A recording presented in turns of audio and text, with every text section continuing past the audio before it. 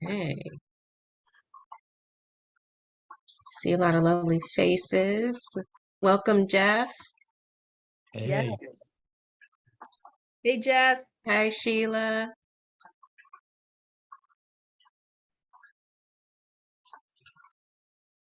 Oh, this is so great.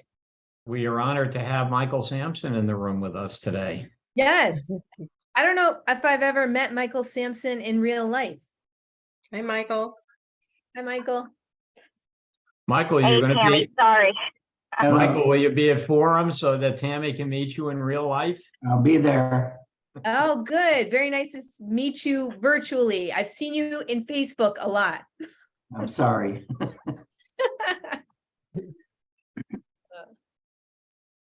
So give it a minute or two.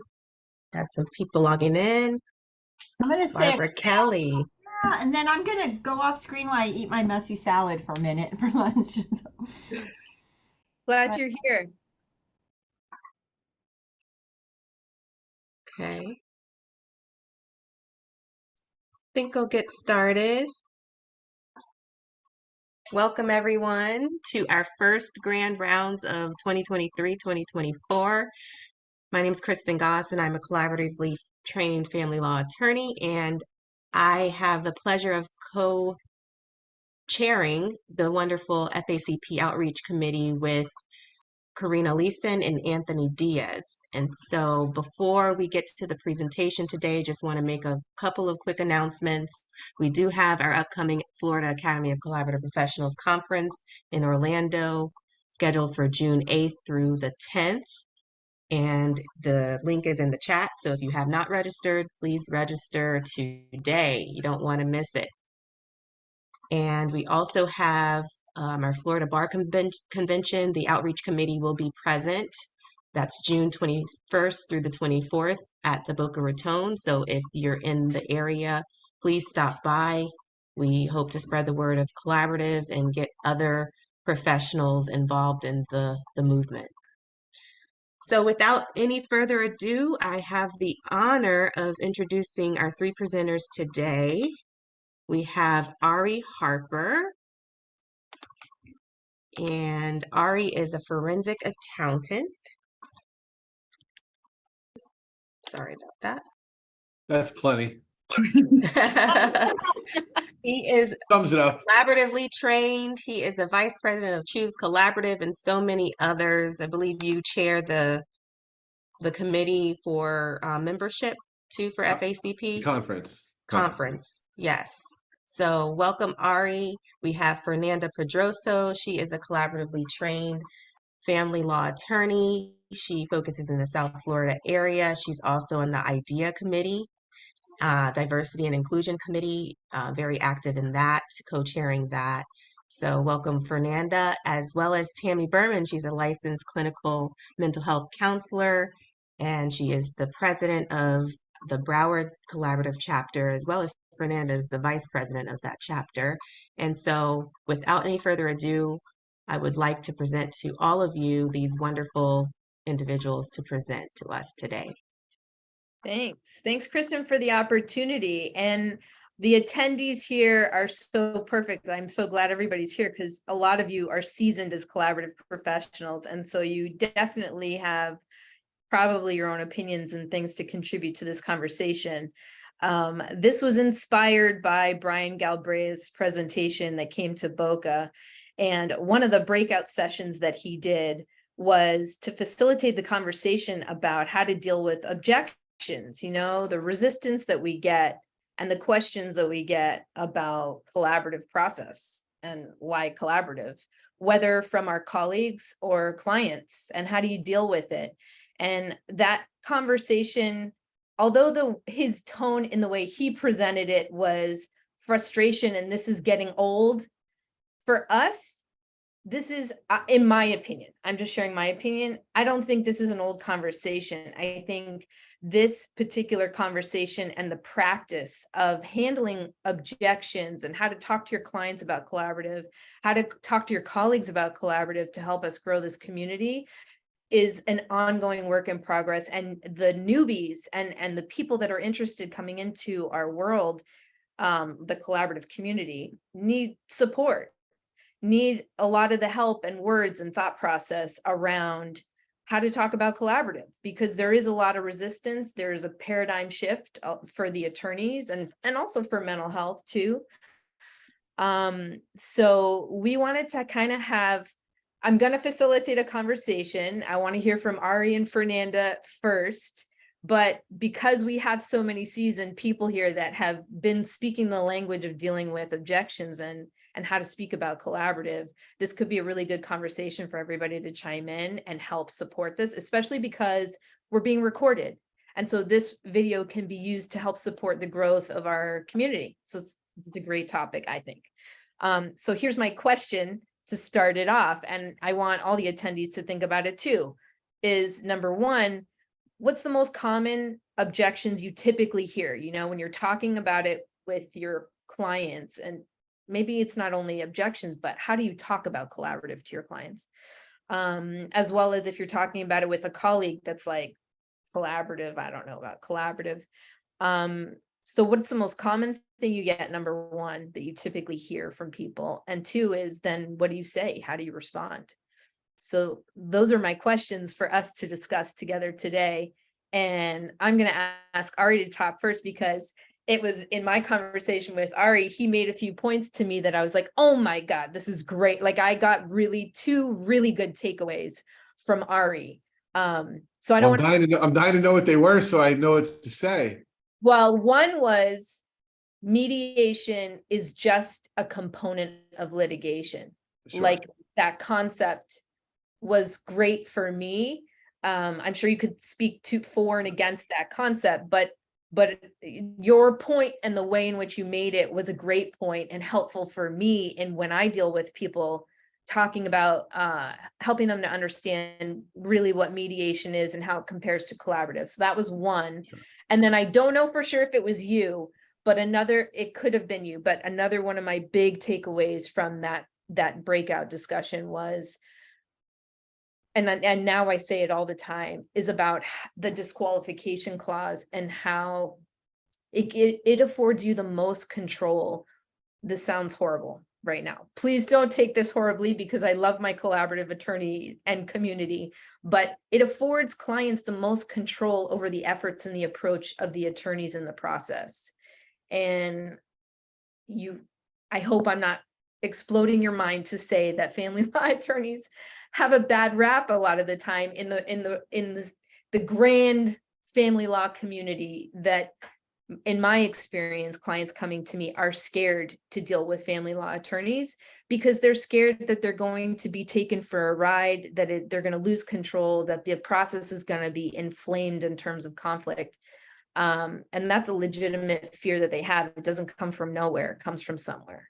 And so one of the things that I say to clients now, because of that those two ahas was that you have the most control over both attorneys, not just your own, but the attorneys and their efforts towards the collaborative process and resolving all your issues. So I don't want to steal your thunder, Ari, but those were my two, and I think it was from you. Okay, so yeah, as far as the mediation, right? So I guess in context of where it comes into an objection is when people say, well, I don't need to get into this whole process with attorneys and an accountant and a mental health professional and all that, right? And that's really a financial objection. How am I going to pay all these professionals, right? And then the comment that usually follows or often follows is, we can just mediate, right? We don't have to litigate. We can just mediate this. And for some people, right, that's kind of the case, right? They're pro se, they have an idea of what they want to do, they have a mediator come in, and I guess it really is just mediation. But for the most part, especially if you're getting any kind of counsel, when you're mediating, you're litigating. You might not be in court, right? But, I think the example we talked about yesterday was, there's a house, right? So what are we going to do with the house? Well, I want it. Well, he wants it. Well, she wants it. Maybe we can sell it. You're getting into all that in a mediated setting. And then the mediator comes in and says, well, in the other room, they think the house is worth $800,000, right? Now you have that bit of information. Of course, it's settlement negotiations. You can't reference it in court. But if you're an attorney and you understand that this mediation may not settle, and you don't make note of what they believe the value is, are you really serving your client? In other words, if you're in mediation and you're acting as if it's certain to settle and not making any preparations for what may come after, then are you really doing any service to your client? I'm not a lawyer, so I don't want to tell you what bad lawyering is, but that's what it sounds like to me, right? Like that sounds like a bad job by a lawyer to just say, well, it's going to settle however it's going to settle today for whatever it is, right? No, you've got to advise your client, right? So if you're not doing that, you're not really being a lawyer. And therefore, mediation is part of litigation, right? Because otherwise you have a lawyer that's not doing their job. If you have a lawyer that's doing their job, then you're litigating when you're in mediation. Unless, of course, it's a collaborative mediation, which is another animal. I don't think I need to explain that nuance. So that's what I was talking about when it came to, the objection is they say, well, we can just mitigate. Well, we just mediate. If you mediate, for the most part, you're going into a litigated setting and everything that comes with it. You might settle early on and you might not. Same holds true for collaborative, right? So it's really no distinction to me. It's, you can mediate in collaborative, you can mediate in litigation, but in my mind, it's not really a standalone process choice. And so, when I hear that as an objection, well, why would I do this when we can just mediate? Well, when you mediate, you're leaving open, very much so, the possibility of going to court. Got it. And is that the most common things that you'll hear objection about is, well, why not just mediate? What's the difference? The most common objection I get, and might have to do with what I'm selectively hearing, or it might just have to do with my station as an accountant. But the most common objections I get are the financial objections. From the clients, it's how much is this going to cost when I have to, they look at it in terms of all these retainers at once, right? They can't see the massive bills on the other side of it. It's, oh my God, 4 retainers. And it's not false. Like that is a consideration. It's something that matters. So I wouldn't just dismiss it. But that's the big objection from the clients. And the irony is the big objection from colleagues that don't participate in collaborative is also financial from the other side, right? The clients think it's going to cost them too much, and the attorneys think they're not going to be able to bill enough. And so somehow we've got this like massive disconnect that they're both objecting to the same thing from completely opposite perspectives. That's an interesting. That's mostly what I hear. So I just, I argue them from different sides. So argue them. Let's hear what you say to help everybody that's here as well. Sure. As people that watch So in terms of the collaborative process being expensive, first of all, this might not be the most popular opinion, but I actually acknowledge that. In my opinion, collaborative can and often does save money, but it is in some sense still a premium process, right? Some people need it. And some people very much need it, certainly as it relates or compares to litigation.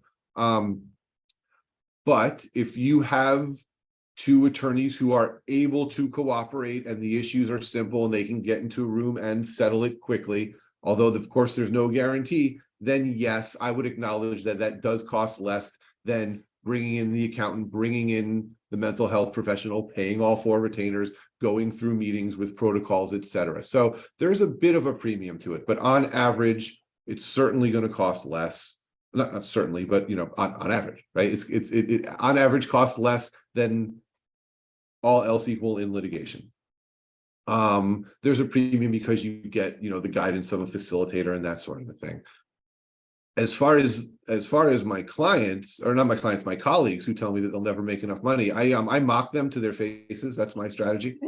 I say, are you having such a hard time generating business that if you lost a client, you wouldn't be able to eat that week? Like, what's going on with your practice? Are you not slammed? Are you not busy like the rest of us? I don't think I'm any great shakes. I've only been doing this for 7 or 8 years. I don't have time to have like lunch with somebody, So what is it that you're doing in your practice that you're so lame that if you lost 1 client, it would devastate you? Have you never lost another client, right? So, you have to bill it. There's only so many hours in a day. If you're charging a billable hour, whether it's collaborative or litigated, it's still a billable hour. The only real difference to me financially is that you're collecting it. Right? When you're in collaborative, you're collecting it because they're not getting their judgment in until everybody's paid. The team is on the same page. And if the team is supporting each other, then you're going to get your money. So that's great if you build twice as much on a case that you never will collect. If your concern is financial, wouldn't you rather put in your time, charge for your time, collect for your time, Not to mention the auxiliary benefits of controlling your calendar, working with people you like, things like that. But just from a financial perspective, the idea that you won't make as much is crazy unless you're the guy that absolutely needs to squeeze every single penny out of every single client lest you starve. And are you, so That's Fernanda, Rant good. over. Fernanda also has a lot to say about this particular objection that she's heard. I think she's got a lot to add to this piece. So do you want to jump in here, Fernanda? So I guess if I look at it from the perspective of the client, I always start off by educating them on the different process options and the way in which I express myself about collaborative. It is, I think, the best option, but I also, deliver it in that way because they're never like, oh, that sounds bad. They're always like, yeah, that is what I think I want to do. But I've started to pivot away from hearing the objection about that's too many professionals, it's too many retainers, and it's because I make it make sense to them. So I had a consultation this week where the person does not want to litigate, like that's all that they know. They don't want to litigate because they've seen it happen with friends and families, and they think that it will exponentially get out of control. But they were also sort of leaning in the direction of, oh, I think that we're on the same page about things. But that's just where people always want to be. Like, that's more of a hopeful thing. It's not really the reality. And so I started talking to them about, well, what are the big things that need to get resolved? And they had moved out, the other spouse is in the home. The person who moved out is still paying the mortgage. And they were talking about how the person who's in the house wants to keep the house and not buy them out. So if you say that you agree on a lot of things, but the thing you don't agree on is the house, that could really sink your ship right off the bat, because that's the biggest thing that most people have in their portfolio, depending on the family and their circumstances. So the way I present collaborative, I don't think that it needs to be, it's not a full collaborative process if I don't have a facilitator and a neutral. I'm okay if the team that I'm going to work with, I trust and have worked with before, because I think we'll be able to navigate it if there are the two attorneys and the financial neutral. I use Ari a lot in my cases, and his hourly rate is less than mine. So just off the bat, I'm able to present it like that. Like, I know you need to stay under me so that I can keep using this. Keep raising your rates. No, well, maybe. I look too young to raise my rates and people not laugh at me. So I need to stay I don't where have that problem. But so when I am self-deprecating and I explain that lawyers become lawyers because they don't know math and it would benefit them to have someone who can do this, that's one way to get them to understand why it makes sense. The other way is to be really realistic about what the perception of the other spouse or parent will be of me. I think that I'm extremely collaborative. I don't think that I'm threatening in any way, shape, or form. But at the end of the day, I am still representing the person who someone is about to divorce. And so I could be reasonable, I could be pragmatic, I could be, dividing the apple exactly how it needs to be divided. But because I represent this other person, that spouse or that other parent might say, well, you're only saying this because you represent X. And so when I am explaining this to my client or potential client, I explain that hiring the financial neutral, if the issues are financial in nature, makes sense because number one, I'm not double dipping. I'm not doing the work that the financial is doing. And number two, we remove the emotions from it. It's not going to be, I hate this message because Fernanda's delivering it, is, okay, I'm paying for this person too. They're meant to be objective and neutral. And when they talk, they don't sound emotional, right? It's an accountant saying things about numbers. And so my client pretty much is on board when I suggest this because they're understanding that. It's not their attorney who's going to suggest this. It's not an attorney who maybe doesn't get the numbers quite right. It's going to be a neutral person at a lesser rate. We're not double dipping, and the other spouse will find that message more palatable than if the other spouse's attorney is saying it to them. So I bill it as, you want it to be efficient, you want it to be effective, there's going to be one more person involved, but you'll get there quicker and less costly. And I don't have the issue, convincing my client. The issues can come if there's another attorney involved, or if the other spouse has not contemplated hiring an attorney, or if they do and then they hire an attorney who's not really open to it. And what about with regards to the colleague situation, when they talk about how they're going to run their practice, how they're going to bill enough and make enough in terms of business doing collaborative?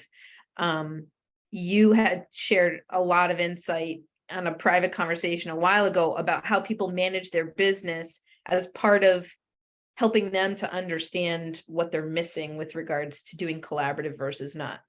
So I think you do have to know your audience. Like, there's some attorneys that if you see that that's the name that came across your desk and that's who's on the other side, I think you do have to take a tailored approach for why would this person be interested in doing collaborative work. A lot of my friends now, and a lot of people that, we became attorneys around the same time. I don't think that I need to exactly know you and have had lunch with you to kind of guess what type of boat we're in. And if you're a new mom or a new business owner, I think generationally, I think we have similarities in where our priorities are. I think millennials in particular, we're really a lot about balance and wanting to be able to, eat right, exercise, see your kids, spend time with your spouse. I don't know that, when I was younger and I was a new attorney and I was in the hallways in Broward County, you would hear a lot of these older attorneys saying things like, I can't wait to be done, or this is terrible, or things that were not really what you want to hear as a new person in this profession. And then just looking forward and future wise and thinking like, they don't really seem very happy.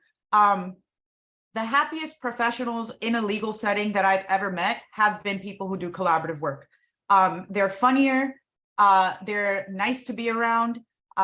You don't only talk about the law, you talk about their families and the things that they're doing. So I think that when you talk to an attorney who is really entrenched in litigation, depending on what similarities you have with them as a person, I think that you can try and approach it that way. Like, do you have a lot of time? Do you have a lot of personal time? Are you stressed with the type of work that you're doing? Do you like talking to the attorney on the other side? Unfortunately, we work a lot, just everyone, like as a society, we work a lot. Most of our life is working. And so you would want to have some type of enjoyment and not, wake up in the morning and think, oh, I have to talk to this person. I really genuinely don't feel like that when I'm going to talk to anyone in a collaborative setting. And I think if you appeal to them as a person doing a job or having to do a job for, to maintain your livelihood, your children, whatever, that's one way. And I do think that it can't be like, oh, would you want to do this collaborative case? No. Okay, fine. And that's it. I think that you have to really, it's like you're sort of like a disciple, like you believe in it. You want to do these types of cases. I really kill people like with kindness until the end of time. Like, I have gotten people to get trained and it wasn't out of one conversation. It's like, I'm this pesky gnat that keeps on coming around and always mentioning it. And eventually they fall. Or a first case that I might have with the person might be the most cooperative, easygoing case that they ever experienced. And then when I come at them again, if I happen to see them again, then I bring it up again. And eventually it's almost like you're leading the horse to water and they're actually going to drink it, but it's not going to be the first time you led them there. It takes time. So I think that that's maybe part of the problem with our community. I think that we ask, we get rejected, and then we walk away. But it's like, when you are pursuing whoever your spouse is, and if you still have that spouse and you still like them, maybe that took work, right? Like it wasn't super easy. I feel like that's kind of what you have to do with something that's new and not everyone fully understands it. Yeah. And I just think, just my feedback, thinking about the client concerns, when I do consults on process options with clients, one thing I say, and hopefully this redeems myself with my first comment about the fear that's in the world of family law attorneys, is that I say to my clients that collaborative law attorneys are unlike any regular, normal family law attorney. And I truly believe that to be true. And I say, and the reason why is because they have a vested interest beyond the scope of money and business for the sake of peacemaking. You know, they have made a true shift in recognizing all aspects of how this benefits a family.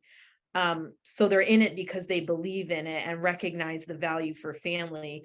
And it's another way to do business. Could they do other business and make more business doing family law and billing a million different ways? Yes. But so that's what, and so from an emotional standpoint, in terms of the clients that funnel to me, which are coming to me from more of an emotional lens, right? Because I'm a mental health person, I'm speaking to their emotional piece, like, you know, their sense of psychological safety with who they're going to onboard to help them navigate something that is so life-changing, and, you know, creates so much flux in their life. So, you know, that's another thing that I say is that. So let me ask you guys, what about time? So Brian Galbraith, in his presentation, he said the 3 most common goals and concerns for people going through divorce is time, money, and peaceful process. So if you have to talk about time with regards to the value of collaborative, what do you guys say? Ari, me, anyone? Anyone? Well, procedurally, collaborative is just more efficient. You don't have to deal with, well, is the judge available, or you're not dealing with hearings and the timetables that just because of how many cases are on the docket. Really, it's up to the client and how quickly the slowest person in the team is. I think there's always going to be that concern if it's a divorce, for example, there's always going to be someone who is more ready than the other person. That happens often. So that is a little bit tricky because that person is expecting to be done in a month. And at that point, you're not really blaming litigation because you're not in litigation, but you are having to get them to recognize that they are divorcing who they married. And whatever that means, you know, maybe those frustrations, whatever frustrations you had during your marriage, those frustrations are going to exist in the process as well. But we are more available and more ready to resolve than the alternative, which is litigation. So sometimes it's not going to be as quick as they would want, but I think all of the time it will be quicker than what litigation is. And that's the parameters that they have to judge it by. What is there that they can actually get versus what is not on the table. So I'm very comfortable telling them that it is the quicker alternative. Yeah. What about you, Ari? I'm same, and I might be not even quite as nice about it as Fernanda. In other words, yeah, the slowest collaborative process, other than one case that I had where both clients sort of agreed to allow it to drag out for the rest of time. And that's certainly a weird anomaly. Even the long suffering collaborative processes are quicker than, you know, like your best shot at getting a hearing. The courts are just so clogged. It's not even close. It's all like, it almost feels silly even discussing it. Like it's not like, okay, well, there's a cost and I understand that you have retainers, but in the long run, if you think about it, then it saves you money. And here's why. It's just, it's just no. It's not like, it's not comparing Jordan to LeBron. It's comparing Jordan to like Jed Bushler, or one of the guys he punched in the face. I love both of your analogies and use of language. So we talked about money, we talked about time. And what about in regards to peacemaking and, you know, the ability to get all your needs met, I guess that's my words, but peacemaking. That was the third thing that Brian pointed out as, like, you know, the biggest concern for people going through divorce. I want as peaceful as possible. So what would you say in regards to collaborative and how that helps in comparison? Ari, might as well start with you. Sure. So that's kind of what I referenced when I said, when I acknowledge the expense and I say to an extent it's a premium process, that's the facilitator. And that's not the only component, but the biggest component to me is that's the premium, and that's what you're getting in collaborative, that you're simply not in your litigation. And having somebody who's trained in communication and family dynamics and interpersonal relationships. I mean, I can't tell you how many times I'm on one side of in a collaborative case, I'm on the neutral side of the table and I'm hearing something coming from either side and I'm having a hard time maintaining my neutrality because it sounds like a lie, or it sounds like a this, or a posture, or a position, or something like else. And my reaction is to kind of, maybe not outwardly, maybe outwardly, but to like roll my eyes and like I start to, and I start to form opinions about this. And so many times. Or you'll chat in the Zoom to me like, meh. I think I sound a little cooler than that when I chat you, but yeah, so I'll send it, keep an eye out for this, right? It sounds like someone is looking to pull the rug out or to posture for this. And then even if that's so, it's not, first of all, it's not always so. So sometimes the facilitator will, elicit the interest and things like that. And I'll say, oh man, I was sitting here, judging this comment and I was totally wrong. So it's helpful even for me as a neutral professional. But sometimes even if it is so, having the facilitator there to, well, what I hear you saying is this, let's flesh out those options and really kind of work the process, that sort of a thing. And so when you have that to me is the biggest component of the peaceful resolution issue.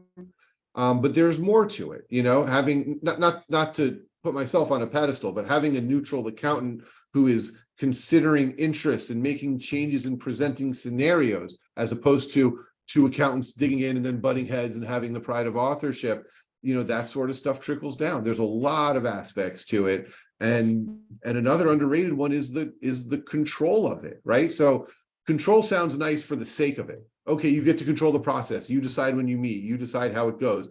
That all sounds great. But it also matters because if you don't control it, the court is controlling it. And if the court is controlling it, then there's a number of, I don't want to say it's inherent, but there's a number of ways that the court's control of your process can cause conflict. Even if it's, okay, here's the order, here's what you're doing, here's what's calendared and when, and then there's no discussion about it, right? So then perceptions can form. Oh, the court's just doing this because my jerk husband did this, or my nasty wife did that, and now the court's doing this. And then there's no communication and there's no facilitator, and it's just snowballing in a terrible direction. So the control of it also, I think, lends itself to peaceful resolution. Yeah. What would you say, Fernanda?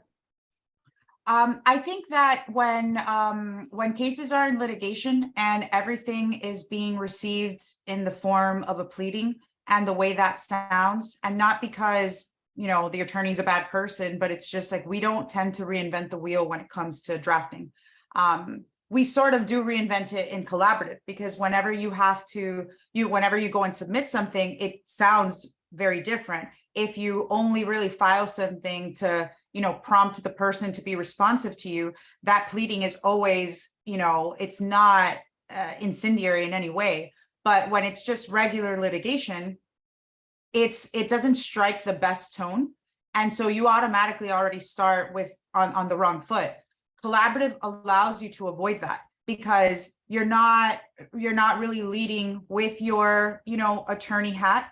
You're trying to send a certain type of correspondence. You're trying to send a certain type of tone and message. Some attorneys will have dual consultations and will sort of show the other person who they're not going to represent. You show them who you are and how you're speaking and how you're relating to them. So I think that just on a surface level, it's very different. And I think that what you get on the surface is then it has the power to permeate it either in a positive way or in a negative way. Generally speaking, whenever you're having a very difficult conversation in a collaborative setting, even if you start to have a misunderstanding, it could be clarified in real time. So that's already, you're not letting those feelings fester. So that's super important. And then if you look at it just like prospectively and for future purposes, I do often tell people, whatever you're feeling now or whatever you're going through now is it's not going to feel good. Like you're getting a divorce at the end of the day, right? Like we're the anesthesia. Like, but if you go in for surgery and you come out of surgery, you didn't feel all the effects of the cutting and the tearing, but when you wake up, you feel like something happened. So it's the same thing. Like you're going through a divorce, you're going through this case. We're trying to apply anesthesia to it. It's still going to feel some sort of way. It's still going to hurt when you get up, but ultimately you just want to be a scar that healed properly. And you want, if you have kids, you want to be there for their birthdays. If they're small children, when you get a divorce, you want to be there for graduation. You want to be there for when they get married and not have to sit at a table in the parking lot because God forbid that someone smells your perfume or looks at you because you had this terrible divorce. And then what people ultimately end up loving the most in their lives is then their grandchildren, because they tend to like them more than their children. And you want to be around for that too. And so I feel collaborative, if you look at it, it's an investment towards your future too, because when you make a union with someone, you are wanting to, you're trying to see your future and the expectations and the things that you wanted to enjoy. When you get a divorce, that's almost kind of going down the drain. But if you have children, not so. Like all these things, you should get to still experience them in some way, shape, or form. And I think collaborative protects that because it allows for it to just be a proper scar that heals because it was done surgically, not like a machete, and not like tear you apart and then just kind of leave you there on the side of the road, you know, hemorrhaging. And I feel that to me is what litigation could be in certain situations. So if the person has the right personality and the right like attitude, maybe they don't have it in the beginning stages of the case, but if you keep repeating things like that, eventually their ears are open to it and they do lend them to you. And that's what I think, that allowing them to see this future reality that they are investing in by doing it this way, I think that helps people to see it might not be perfectly peaceful, but it's the best peaceful option to protect the future. Right. Yeah. In my response to clients that I talk about in regards to how it helps maintain peace is that some of the hallmarks of the collaborative process. I talk about interest-based negotiation and how there's a different approach using in collaborative, using the interest-based approach, which is also inclusive of problem-solving approach, but that I like to use this analogy that it's kind of like, it's as if when we sign this participation agreement that has a disqualification clause, we are in a sense binding each other in like a massive six-legged race. And the only way that we're going to get to the end is by synchronizing and working together.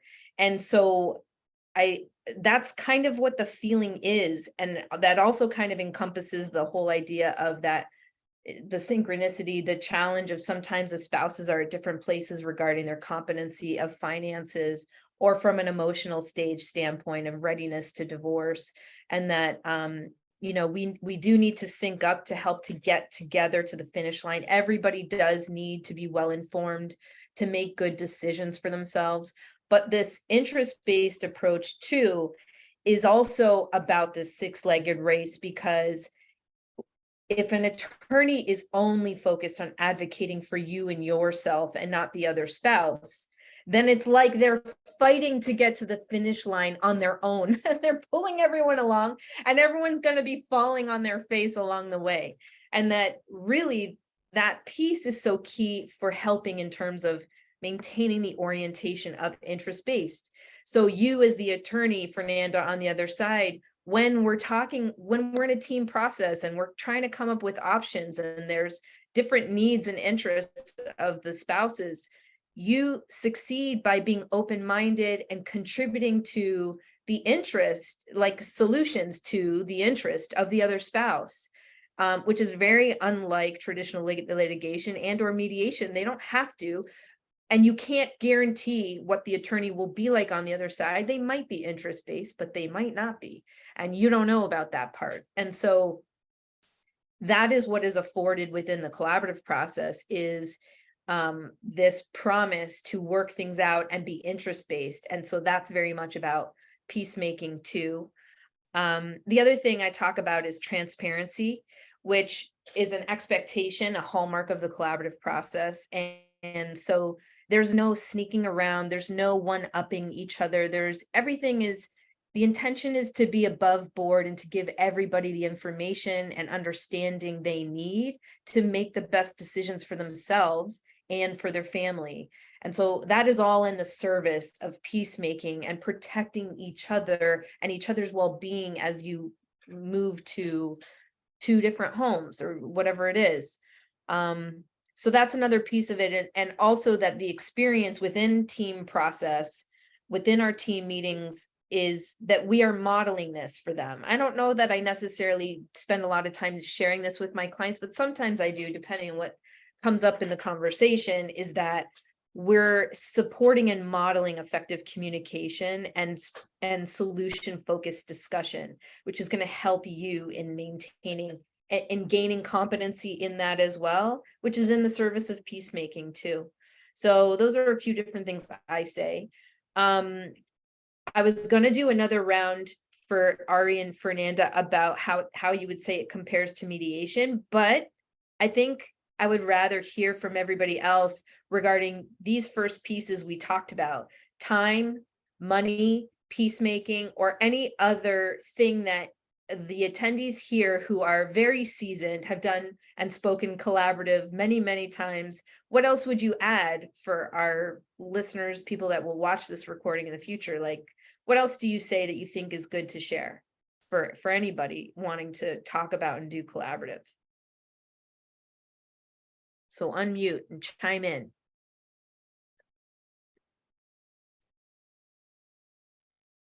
Anyone? Oh, okay, Jeff, sorry. I just changed my viewfinder, so I saw Jeff's hand first. So go ahead, Jeff. All right. I think probably the most significant thing about collaborative is you have the clients sitting at the same table and talking to each other. You actually have open communication between the clients, and you don't have that in a litigation setting.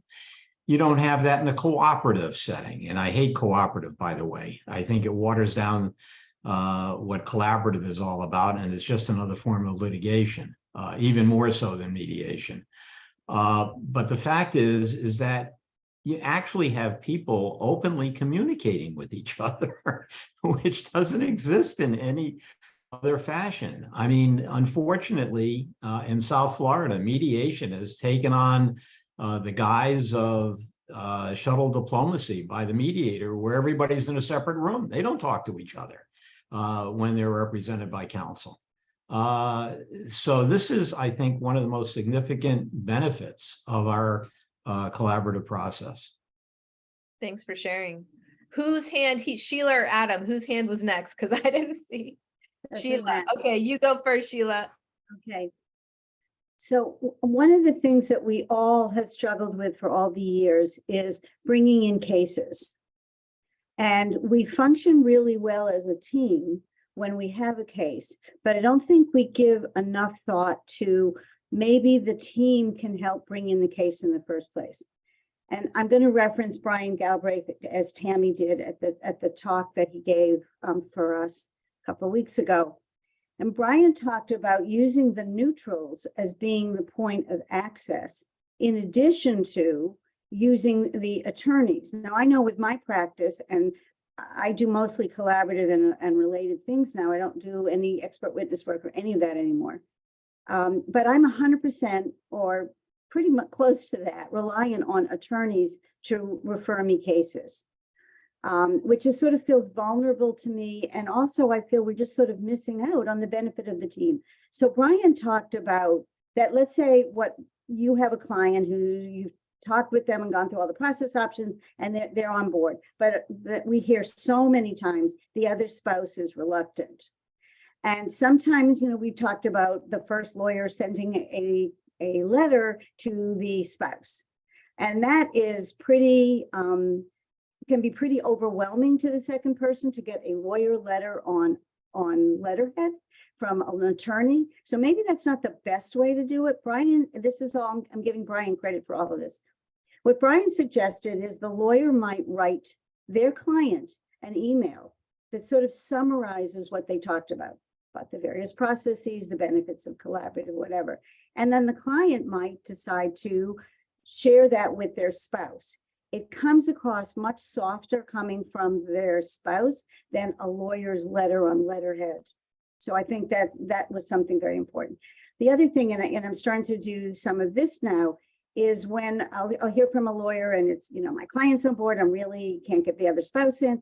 The idea of referring to the neutrals could be the accountant neutral, could be the mental health neutral, and say, you can go and talk together with a neutral that we work with, and you can hear about it. And maybe your spouse would be more amenable to take it out of the lawyer versus lawyer way of thinking about it and go to somebody who's more neutral and we'll talk about the process in a different kind of way. So I think that would be, we're all concerned about growing the collaborative world. And I think we can use our team in the very beginning more, which is to bring the case in and not just wait to constitute the team until the case is already there. I think we may be missing out on cases.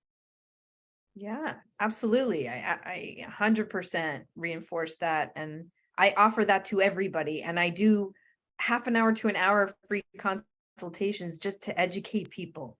And so I say to any attorney, any case you have, if you want me to be the person to give some education around it, I'll be happy to do it. And I thank you for sharing that, Sheila. So what about you, Adam? Yeah, a lot of great information. Thank you all for sharing. I think the cost is the biggest one that I hear, and I give feedback kind of similar to what Ari says, but then maybe take it in a slightly different direction. So first off, I acknowledge that collaborative divorce is expensive.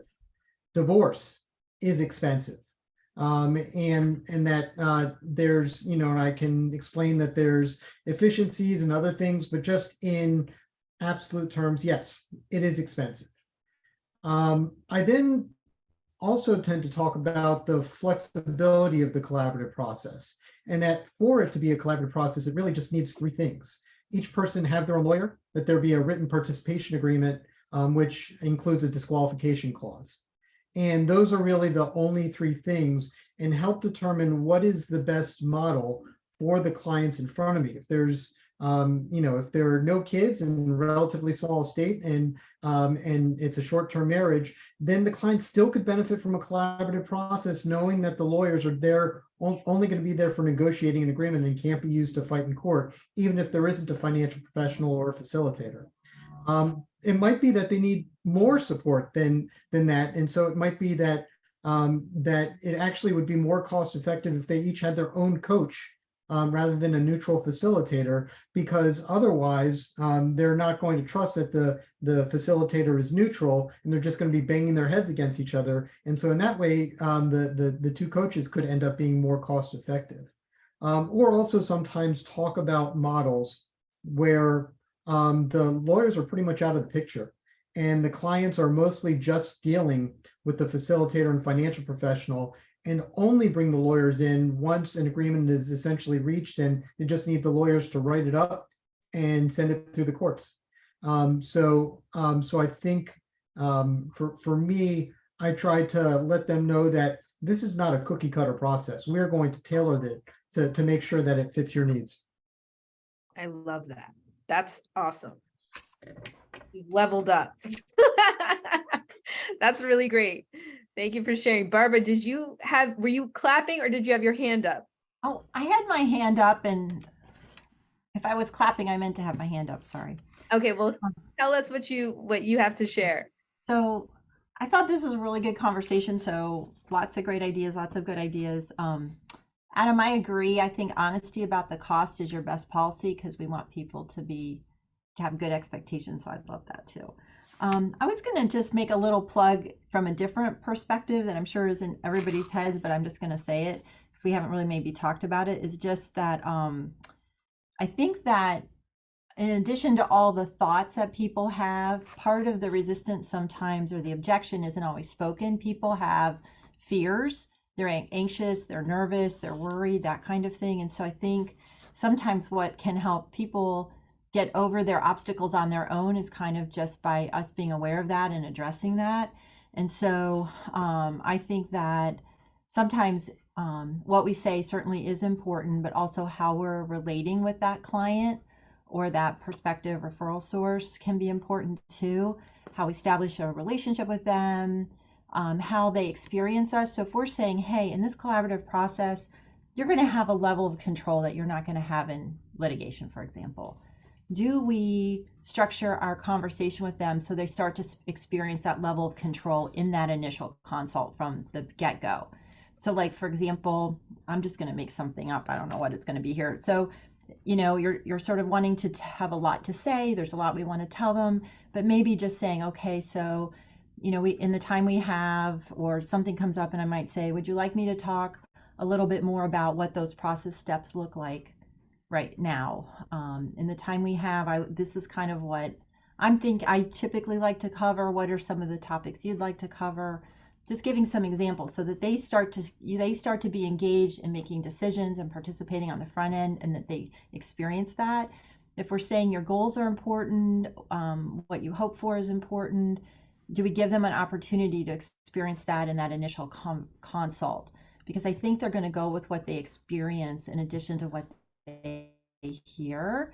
And so do we start to help them feel less scared, less fearful, start to have confidence especially in our lawyers, because that's who really, I think, get clients over the threshold of fear. If they start to feel some safety and security with the attorney. So those are some of the things that I was kind of thinking about, and that sometimes when people put forth their concern or their obstacle, especially if we say, okay, that's the financial one, that's the, you know, the choice one, those kinds of things, sometimes taking a minute and taking a couple actions before we respond with our information, I think too can be helpful, and just probe a little bit more to hear maybe, like, at least I know for me, I can assume, okay, I know what's behind the question, I know what they're asking, but sometimes taking at least one more step to get better clarification about what they're really saying or what they're really concerned about. Like what makes you, like when you say, yeah, I don't want to do that because I think my spouse will do X. Tell me a little bit more about what makes you worried about that, or what makes you expect that. What's your fear about that?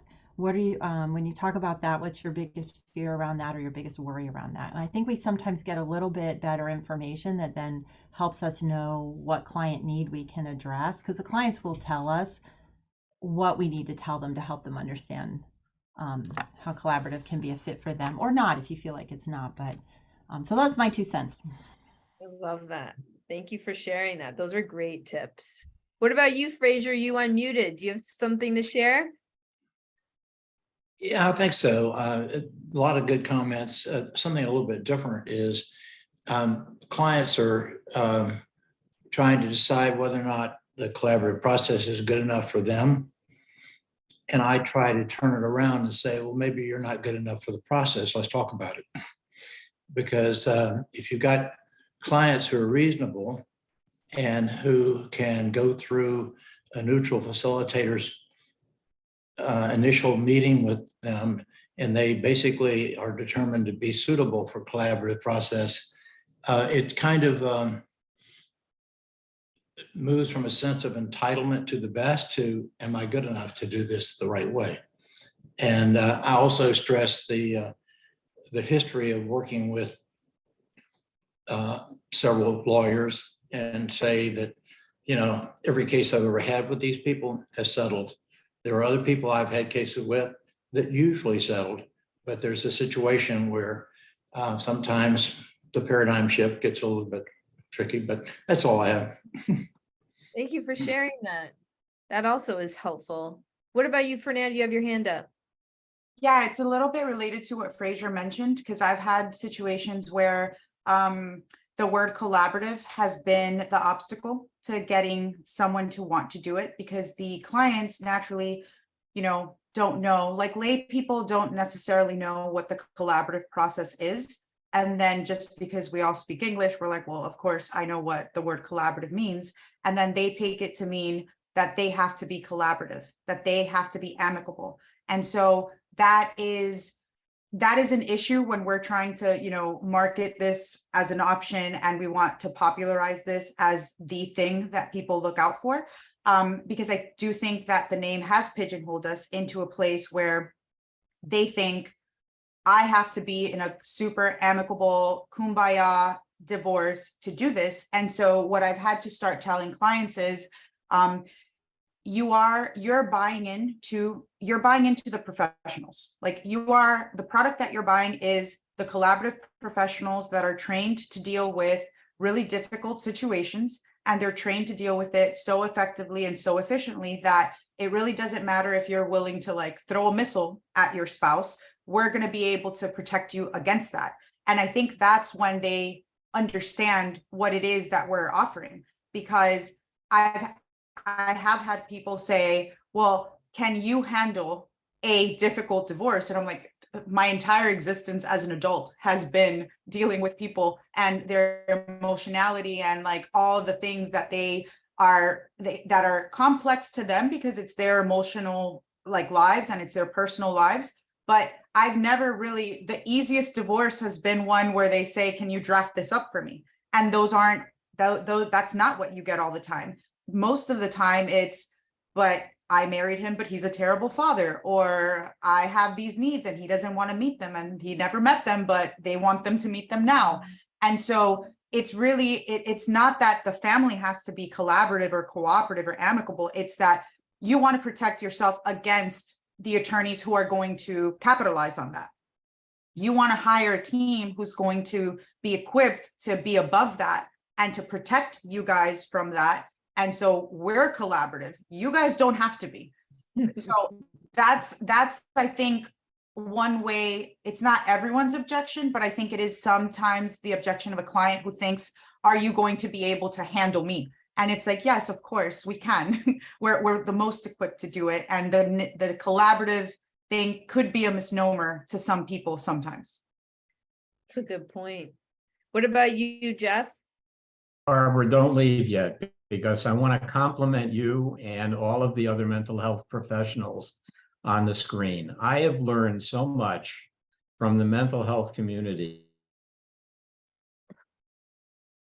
Oh, you froze there. Oh no. You were saying something so good right now that we would all. I froze. Yeah, you froze. Say it Am I again. back? Am I back? Yes, repeat. Okay, all right. I want to thank all of the mental health people because I have learned so much from you. And what Barbara said is so significant. So often we have an agenda, the attorneys. We meet with a client. We have a list of things. We have a sales pitch on collaborative. We have all of the right lingo and everything else. And it's all about us. And what Barbara says, no, it's not all about us. It's about the client. Find out what their fears are. Find out what their concerns are. Have them open up to you in that initial consultation and address what they are concerned about. And it's so simple to think about. And yet, we're trained as lawyers, and that's why I love this field, because I'm learning so much from another profession that it really makes a whole lot of sense. Yeah, Barbara, and the way in which you articulated the thoughts you had, I felt was specifically of benefit to the attorneys to understand, how to speak and gather pain points from clients and how to position them as the person in control, which is great. Because that's a skill set. Yeah, we practice that all the time in therapy. We're here to follow our clients' leads, but we practice that all the time. It's very different in the world of family law, I think, in the general outer community, not the collaborative community. But I also, Jeff, feel the same way as you about, this is my favorite field, this multidisciplinary approach and how we learn from each other in the different disciplines and we get different things from each other is like so stimulating, so exhilarating. I love it. Absolutely love it. Agree. I think we end now at 1, don't we? Yeah? Yeah. Yeah. So for the Thank sake you. of respecting everybody's time, then we should end, but this was a great conversation. I hope that many people get to benefit from this conversation. Take care, everyone. Have a great weekend, everybody. Thanks, everybody. Have a good day, you guys. Thanks, Ari and Tammy. Thanks, Kristen and Eric.